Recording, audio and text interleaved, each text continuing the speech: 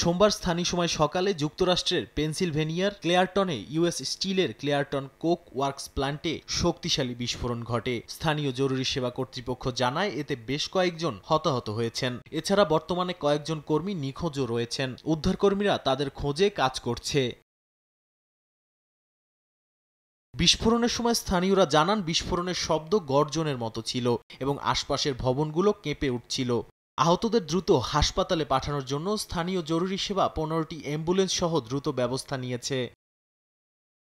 Plant থেকে 1 মাইলের মধ্যে যারা বাস করেন আলেগেনি কাউন্টি স্বাস্থ্য বিভাগ তাদের প্রতি নির্দেশনা এবং সতর্কতা জারি করে। এতে বলা হয় দরজা জানালা বন্ধ রেখে বাড়ির ভেতরে থাকতে হবে। একই সঙ্গে বাহির থেকে বাতাস নেয়ার পরিবর্তে ঘরভিত্তিক বাতাস ব্যবহার করার কথাও বলা হয়, যদিও বাতাসে ক্ষতিকর সালফার ডাই অক্সাইড পাওয়া যায়নি। ক্লেয়ারটন প্ল্যান্টটি উত্তর আমেরিকার সবচেয়ে বড় ইস্পাত তৈরির কাঁচামাল কোক উৎপাদন কেন্দ্র। প্ল্যান্টটি পরিবেশ দূষণ নিয়ে বহু বছর বিতর্কের মুখে রয়েছে। 2019 সালে দূষণ কমানোর জন্য কোম্পানি $85 লাখ সেটেলমেন্টে সম্মত হয়। এছাড়াও 2024 সালে পরিবেশ সংস্থার মামলার প্রেক্ষিতে কোটি কোটি ডলারের উন্নয়ন প্রকল্প হাতে নেয়। নাদিম মারজান, সময় সংবাদ।